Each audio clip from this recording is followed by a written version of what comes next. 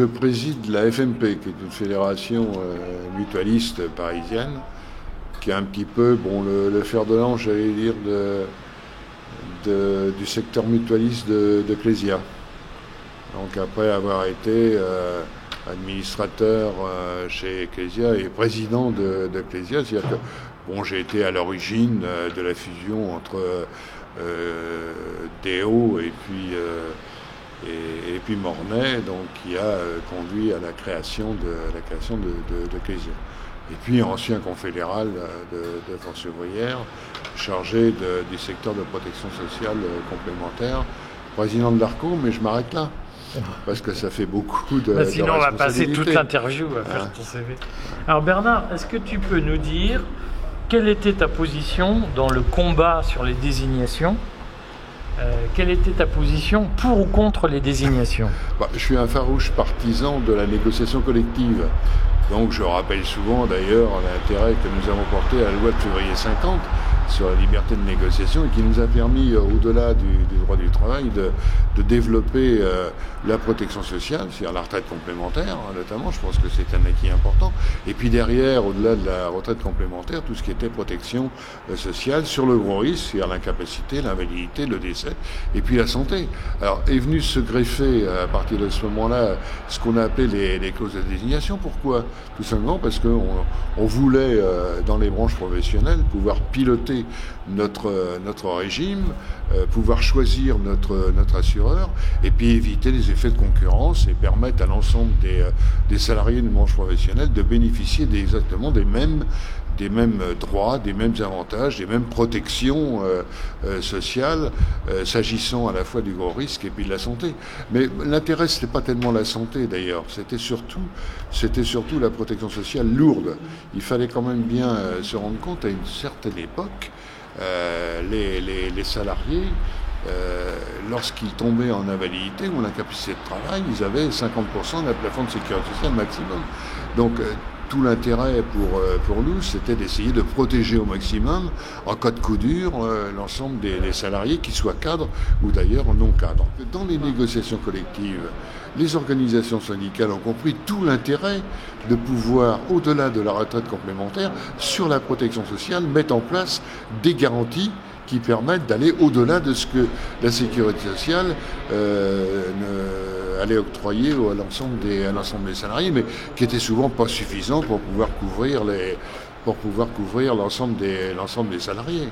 Alors, tu nous parles de liberté, je te taquine toujours amicalement, tu nous parles de la liberté de négociation de 1950, mais dans la pratique, la désignation, c'était quand même un empêchement à négocier pour les entreprises. Non, mais alors, on s'est servi de ça, disons, auprès du Conseil constitutionnel pour essayer de supprimer... Efficacement. Oui, enfin, je pense que les organisations syndicales ont été un petit peu tétanisées devant les enjeux et qu'on ne s'est pas rendu compte, finalement, qu'on était en train de perdre vis-à-vis de l'ensemble des salariés, des droits qui étaient quand même très importants parce qu'ils permettaient de mettre en place la sécurité, la solidarité entre une même profession. Et je crois qu'à partir de ce moment-là, c'est vrai que tous les tenants des systèmes un peu libéraux ont mis en œuvre toutes leur ténacité pour essayer de remettre en cause les clauses de désignation. Mais les clauses de désignation, elles ne concernaient pas l'ensemble des activités industrielles et commerciales. Je cite souvent l'exemple de l'UIMM. L'UIMM n'a pas signé un accord avec des clauses de désignation derrière. Elle a laissé les entreprises négocier. D'ailleurs, souvent, il faut quand même le dire, avec des courtiers. Donc, derrière, avec... des personnes qui étaient des intermédiaires pour essayer de faire jouer la concurrence. Alors parfois ça a été bénéfique pour les entreprises, je ne dis pas le contraire, mais tous les secteurs qui étaient des secteurs artisanaux, le secteur artisanal et le secteur des petits commerces, c'est vrai que le fait de mettre en place un accord de branche permettait d'éviter les effets de concurrence et puis de faire bénéficier l'ensemble des salariés sur des prestations qui étaient identiques. Ce qui n'était pas plus mal d'ailleurs, parce que ça permettait quand même, je dirais, aux petites entreprises de transférer auprès de la branche la responsabilité de négocier auprès des assureurs des contrats qui étaient des contrats je dirais, qui leur permettaient d'obtenir aussi des tarifs intéressants. Oui, mais alors, du coup, est-ce que de ton point de vue, la bataille des clauses de désignation est finie ou pas?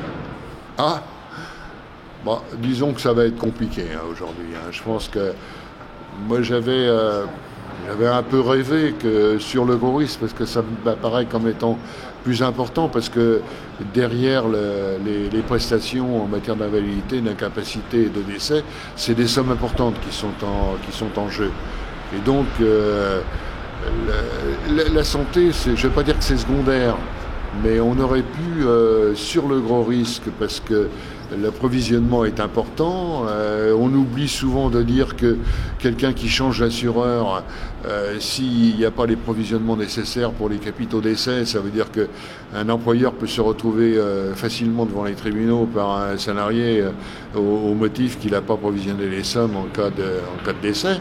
Donc, mais sur la santé, bon, je pense que c'était pas majeur, la généralisation de la couverture santé qui a occasionné d'ailleurs le débat sur les clauses de concurrence est un faux débat, parce que en réalité l'ensemble des salariés étaient couverts en maladie, ou en matière collective ou en matière individuelle par l'intermédiaire des mutuelles. Bon, aujourd'hui on voit bien que, y compris les mutuelles, ont quelques soucis dans le référencement pour essayer de sauvegarder un petit peu la mutualisation qu'elles ont mis en place avec les salariés, y compris de la fonction publique. Quel avenir pour les groupes de protection sociale dans un monde où il n'y aura plus de désignation puisque la bataille est perdue? Je pense que les groupes se sont déjà habitués à la perte des clauses de désignation. Elles ont fait, j'allais dire, un cheminement un peu différent. C'est-à-dire que là où elles avaient une clientèle captive, elles se sont rendues compte qu'il fallait peut-être porter une attention particulière aux clients. Bon, même si c'est un mot que je n'utilise pas fréquemment, et ça veut dire que aujourd'hui les groupes de protection sociale portent une attention plus particulière aux entreprises pour aller les rencontrer, pour essayer de les fidéliser. Mais c'est vrai que le fait que les clauses de désignation aient mis en place une certaine manière une clientèle captive a peut-être laissé un peu de côté ce qu'on appelle le service. Et aujourd'hui, ça m'apparaît comme étant important. Il ne suffit pas d'assurer des gens, de leur donner des prestations. Derrière, il y a tout l'accompagnement.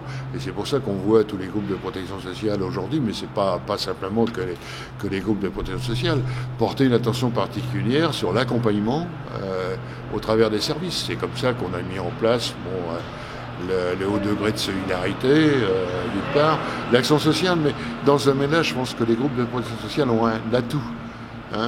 Ça fait 50 ans qu'ils développent l'action sociale au travers de la retraite et au travers de la prévoyance. Donc elles ont déjà une connaissance de tout ce qui relève de l'accompagnement. Et la prévention, par exemple, largement dominé les débats depuis déjà quelques années au sein des groupes de protection sociale. Moi, je crois dans l'avenir des groupes, parce que je pense que l'accord de 2009, dont on a beaucoup parlé, qui permettait de mettre... L'accord sur la gouvernance des groupes de protection sociale. Tu parles à des anciens combattants, là, quand même, Bernard. L'accord de 2009, donc, sur la gouvernance des groupes de protection sociale, a été significatif. Je pense qu'elle est toujours d'actualité. Elle permet, au travers de ce qu'on a appelé l'association sommitale, même si c'est un mot un petit peu barbare, de pouvoir contrôler un petit peu l'ensemble des activités du groupe et de porter attention sur la stratégie qu'on entend conduire en matière de protection sociale. Mais on n'est peut-être pas au bout des rapprochements qui se sont multipliés depuis une dizaine d'années. Clésia va se rapprocher avec qui ? Pour le moment, Clésia n'est pas pressé de se rapprocher avec un autre acteur de la protection sociale. Qu'on recherche, à mon avis, c'est sain, des partenariats avec le monde de l'assurance dans le sens le plus large du terme. Je pense que c'est pas inutile. On sait qu'aujourd'hui les contraintes administratives, notamment qui viennent de la CPR, nous obligent à des provisionnements importants.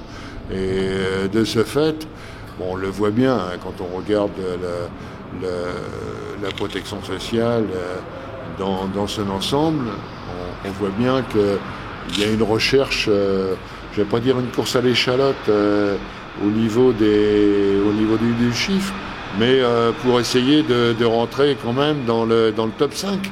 Alors Clésia n'est pas un groupe qui fait partie de ce qu'on appelle les grands de l'assurance, mais il a ses atouts. Alors ses atouts, c'est plus peut-être dans le domaine professionnel, avec des secteurs, ce qu'on appelle des secteurs affinitaires, comme le transport, comme la pharmacie, hôtel, café, restaurant. Et je pense que les relations qu'il entretient avec ces professions sont des atouts pour l'avenir.